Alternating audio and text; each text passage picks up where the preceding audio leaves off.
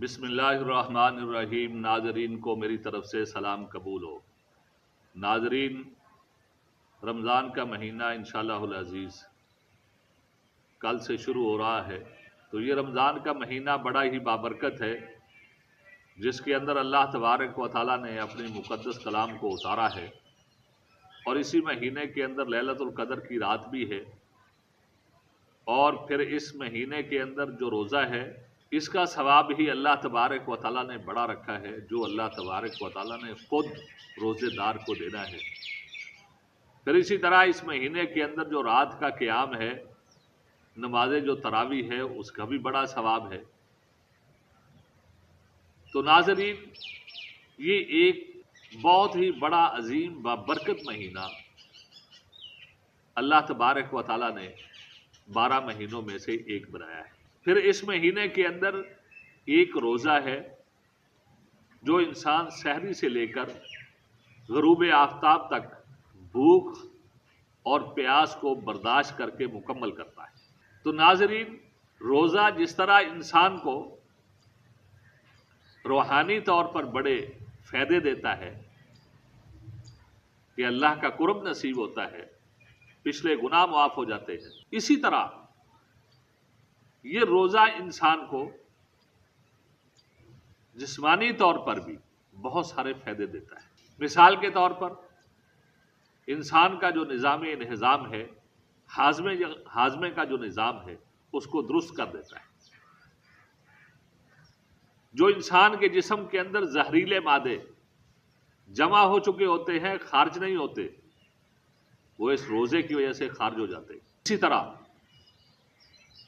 انسان کے جسم کے اندر جو شوگر کنٹرول میں نہیں آ رہی ہوتی، وہ روزے سے درست ہو جاتی ہے۔ بلڈ پریشر، کولیسٹرول جو انسان کا مسلسل بڑھ رہا ہوتا ہے، وہ بھی جو ہے اعتدال پر آ جاتا ہے۔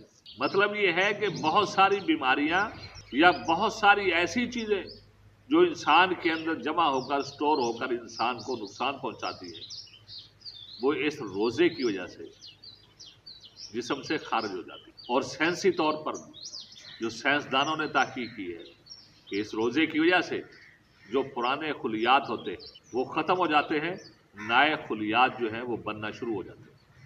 تو اس لیے ناظرین، روزہ جو ہے یہ بڑا اہمیت کا حامل ہے، اس کو نہیں چھوڑنا چاہیے، رکھنا چاہیے۔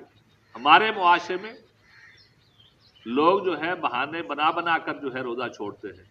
کوئی کہتا ہے جی شوگر ہے اس لیے میں روزہ نہیں رکھ سکتا، پیاس بڑی لگتی ہے۔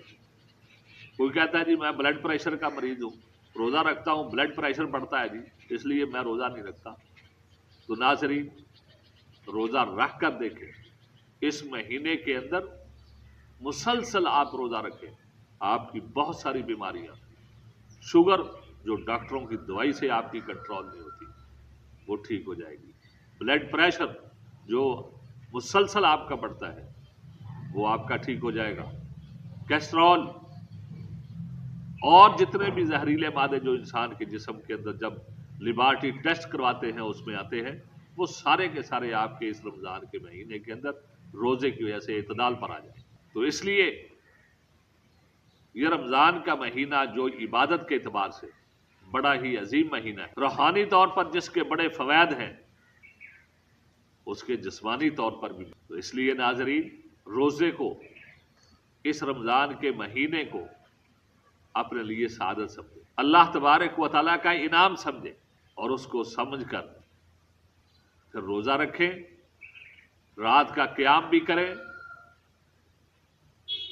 اور باقی جھوٹ، غیبت، چغلخوری، یہ ساری چیزیں چھوڑ دیں۔ انشاءاللہ العزیز آپ کی زندگی میں وہ سکون پیدا ہوگا جو آپ نے کبھی دیکھا نہیں۔ تو ناظرین، ہم اس سے اگلی ویڈیو میں اسی کے بارے میں آپ کو بتائیں گے کہ موٹا آدمی ہو تو وہ اپنی خوراک رمضان میں کیا رکھے، دبلا آدمی ہے وہ اپنی خوراک کیا رکھے، اسی طرح بلڈ پریشر کا جو مریض ہے وہ اپنی خوراک کس طرح کی رکھے، شوگر کا مریض جو ہے وہ اپنی خوراک کس طرح کی رکھے۔ ہم یہ خوراک پر جو ہے آپ کو پورا جو ہے بریف کریں گے، انشاءاللہ العزیز پورا شیڈول دیں گے، جس کے ساتھ آپ کی طاقت اور توانائی وہ بھی بڑھے گی، کمزوری بھی محسوس نہیں ہوگی، اور آپ کے روزے بھی گزر جائیں گے۔ تو اگر آپ کو ہماری یہ ویڈیو اچھی لگی ہے، اس کو لائک بھی کریں، شیئر بھی کریں، اور ہمارا چینل بھی جو ہے وہ بھی سبسکرائب کریں۔ جزاک اللہ خیر۔